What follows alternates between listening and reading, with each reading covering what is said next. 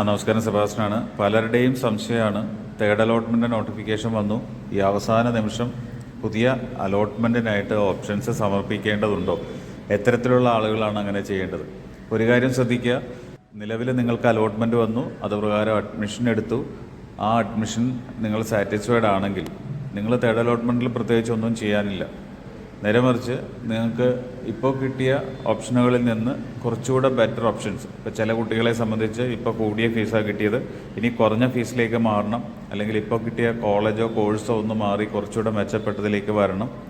അപ്പോൾ ഓരോരുത്തരുടെയും റാങ്കിൻ്റെ അടിസ്ഥാനത്തിൽ കിട്ടാൻ സാധ്യതയുള്ളത് മനസ്സിലാക്കിക്കൊണ്ട് അത്തരം കോളേജുകളെ ഉൾപ്പെടുത്തിക്കൊണ്ട് ഓപ്ഷൻ ലിസ്റ്റ് തയ്യാറാക്കി തേർഡ് അലോട്ട്മെൻറ്റിനായിട്ട് നൽകുക.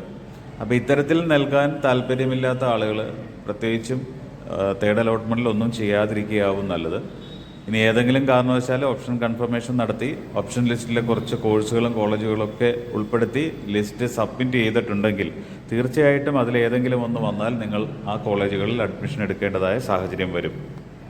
അതുകൊണ്ട് തേർഡ് അലോട്ട്മെൻറ്റിൽ ഓപ്ഷൻ ലിസ്റ്റ് തയ്യാറാക്കി അലോട്ട്മെൻറ്റിനായിട്ട് തയ്യാറെടുക്കുന്ന ആളുകൾ ഈ കാര്യങ്ങൾ വളരെ കൃത്യമായി മനസ്സിലാക്കിക്കൊണ്ട് തന്നെ ഓപ്ഷൻ ലിസ്റ്റ് തയ്യാറാക്കുക. അപ്പോൾ എല്ലാം ഭംഗിയായി നടക്കട്ടെ. Thank you.